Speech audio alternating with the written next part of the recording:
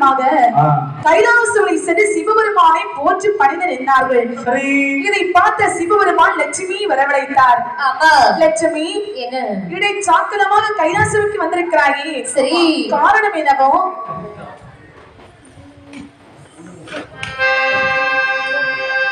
அம்மையே, அப்பா, ஒப்பில்ல மணியே, அன்பினில் விளைந்த அறமுதே,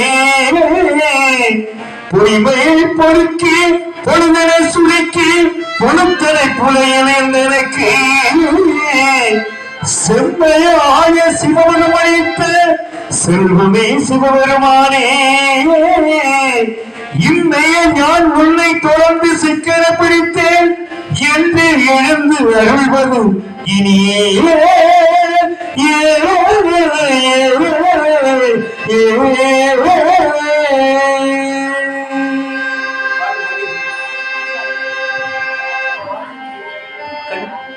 கண்ணிருந்தும் குருட இருந்து விட்டேனா, கண்ணிருந்தும் குருட இருந்து விட்டேனா, காலமெல்லாம் கழித்து விட்டேன், கண்ணிருந்தும் குருட இருந்து விட்டேனா, காலமெல்லாம் கழித்து விட்டேன்.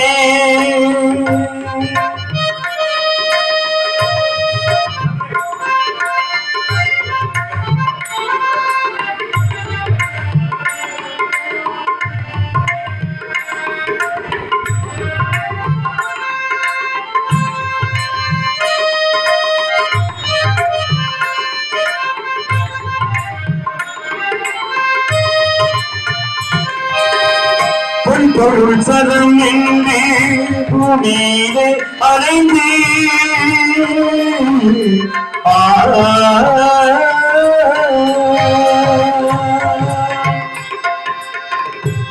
பொருள் சதம் என்று பூமியிலே அலைந்து பொய்யை என்று நம்பிவிட்டேன், உன்மலர் பாதாளம் மறந்துவிட்டேன் ஐயா, உன்மலர் பாதாளம் மறந்துவிட்டேன் ஐயா, உண்மையை இன்றுதான் உணர்ந்து கொண்டேன், உண்மையை இன்றுதான் உணர்ந்து கொண்டேன், கண்ணிருந்தும் குருட இருந்து விட்டேன், காலமெல்லாம் கழித்து விட்டேன்.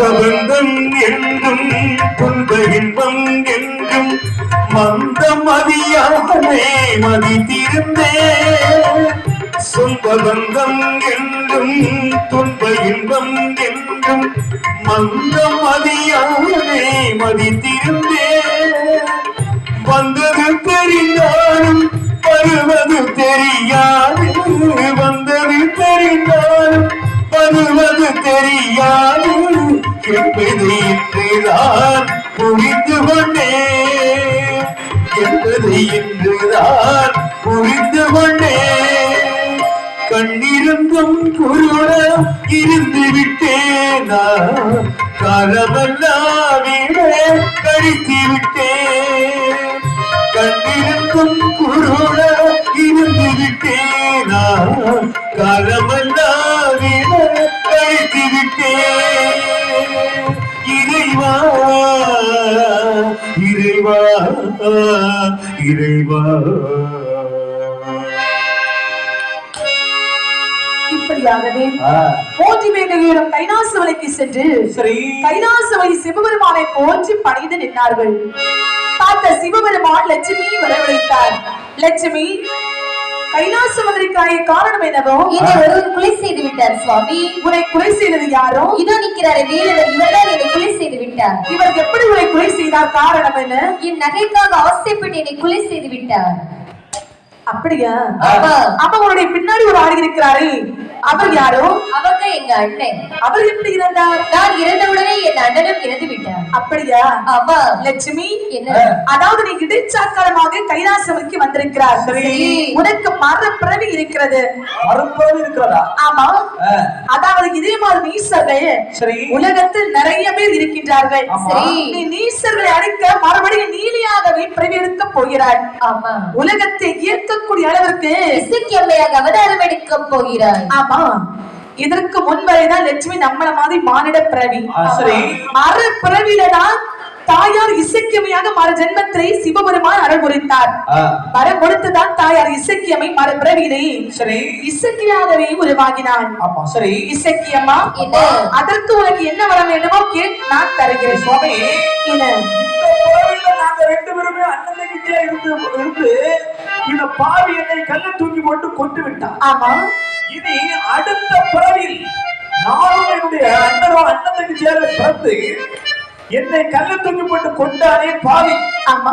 அவனை கொள்வதற்கு எனக்கு வரங்கள் வேண்டும். உன்னை அவனை கையால் பேசிய வரம் தருகிறேன். நான் எது நினைக்கிறனோ ஆமா, அது எனக்கு வரமாக அருள் பாய வேண்டும். அது மட்டுமில்லை, இந்த ஜென்மத்தில் அண்ணனும் தங்கையுமாக இருக்கக்கூடிய நாங்கள் அடுத்த ஜென்மத்தில் அண்ணனும் தங்கையாக பிறக்க மறந்தார்கள் சுவாமி. அடுத்த பிறவிலே நீங்க ரெண்டு பேரும் அண்ணன் தங்கையாக பிறப்பீர்கள். அது மட்டுமில்லை, எது நான் நினைக்கிறேனோ அது எனக்கு உடனே அமைய வேண்டும். அந்த வரமும் தருகிறேன். என உலகத்தில் நினைத்த வரம் வாங்கியிருக்கிறது இசைக்கியமை மட்டும்தான். அது உண்மைதானே? ஒரு குழந்தையா வரணும்னா அப்படி குழந்தையா வந்துருவா. அது இசைக்கியமையால் தான் முடியும். ஒரு கொமரியா வரணும்னா அப்படி கொமரியா வந்துருவா. அது உண்மைதான். ஒரு மூதாட்டியா வரணும்னா அப்படி ஒரு மூதாட்டியா வந்துருவா. ஆமா. ஏன்னா அன்றொரு நாள் ஆண்டவரிடத்தில் நினைத்தவர் வாழ்ந்தது இசைக்கியம் அல்ல. உண்மைதான். சரி, இப்படி சிவபெருமானிடத்தில் இரண்டு பேரும் வரத்தை வாங்கி இருக்கக்கூடிய நேரத்தில் பார்த்தா சிவபெருமான் இவங்க இரண்டு பேரும் யாருக்கு மகனாக கொடுக்கலாம் என பார்க்கக்கூடிய நேரத்தில் சோழ நாடு என்று சொல்லக்கூடிய நாடு, சோழ நாட்டை ஆண்டு வருகிறது யாரு? செவ்விய மன்னன் அவருடைய மனைவி திருத்தேவி. திருத்தேவிக்கு வெகு காலமாக குழந்தை என்பதே கிடையாது. குழந்தை இல்லாமல் இவர்கள் சிவபெருமானை கோரி முறையப்படக்கூடிய நேரத்தில் பார்த்த சிவபெருமான் இவர்கள் இரண்டு பேரையும் அவருக்கு குழந்தை கருவுருவாகவே அடைத்தார். அதாவது திருத்தேவி வீழ்ச்சியில் மாதவ கர்ப்பமானது கருவாக உருவாகவே விளைகிறது. கருவாய் ஒரு மாதம் அவள் வயிற்றில் ஒரு வளரே, பாண்டா இரு மாதம் அவள் கழுத்தில் முடி வீசே, மூன்றான் எதிர்மாதம்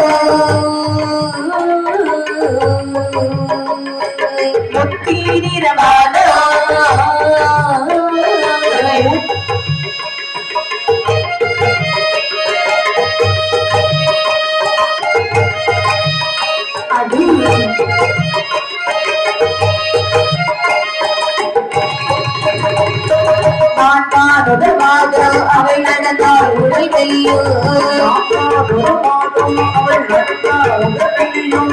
ஐந்தாரத பாதம் அரவயரில் சூழனாள், ஆறாவது பாதம் அவள்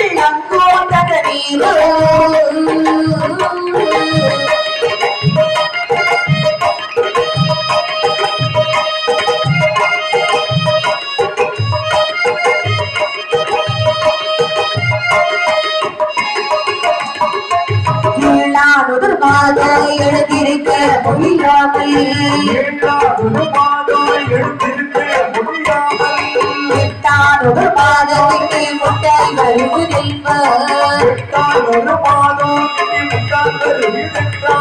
ஒன்பதாவது பாத உடையவரே நச்சமில்பார்,